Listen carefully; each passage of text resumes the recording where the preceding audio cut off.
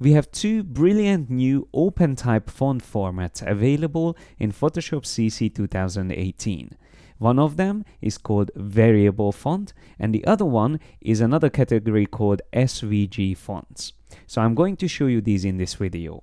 First of all, I have an example here for the variable fonts, and I'm going to select this layer here, which is a text layer, your journey. And notice that already here on the right side in the properties panel, we have these new options that we haven't had before, like the weight, the width, and the slant. Now these will come up only if you select a variable font.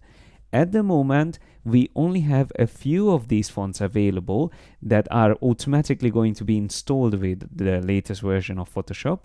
But in the future, Adobe promises to have more of these fonts available. And because it's completely new technology, it's going to be rare to find them, but I believe they will be huge. And most of the famous font creator companies, I'm sure, are going to invest in producing these for us. So the one I'm going to use for this demonstration is called Acumen Variable Concept. Now, once I select that, we can see that we have these controls that we don't normally have for other fonts. And with these, we can change these values easily. So instead of going through the different options, like for bold and italic, we just change the weight of the font, which changes from the ultra thin to the bold or black. And then we also have width, which will widen or condense the fonts. So this is what we would normally call extra condensed and ultra black, because we have it extremely narrow, the characters, but they are really strong and bold, which we normally call black or ultra black. And that's actually something you can already see here in the description. Now, if I click on this, you can see to be able to generate these different looks for our font, there has to be a lot of variations to choose from. And the reason why it was necessary to have these controls is to make it easier to find the right version that we are looking for instead of scrolling through this huge list. So it makes it much easier to work with these values and controls. So for example, now if I want it a little bit more wider and maybe a little bit less bulky, I can set that up very quickly. But then if I want to add a little bit of slant, which means like make it more italic, I can also decide exactly the angle of the italic property by using the slant value, which is the third one. So you can see how quickly and easily we managed to set up what we needed. And the cool thing is that you can even select multiple text layers now in Photoshop and change their values at the same time. Now, if their values are different, then obviously it won't be available to change it.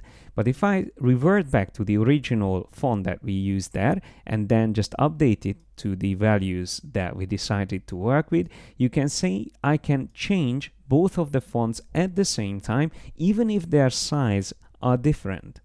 So these are variable fonts. Now let me show you what the SVG font looks like. Again, that's something I favorited so I can find it quickly. And that's one of the examples, the Trajan color or Trajan color. I don't actually know how to pronounce this properly, but this is the one that we can have a closer look at if I increase its size.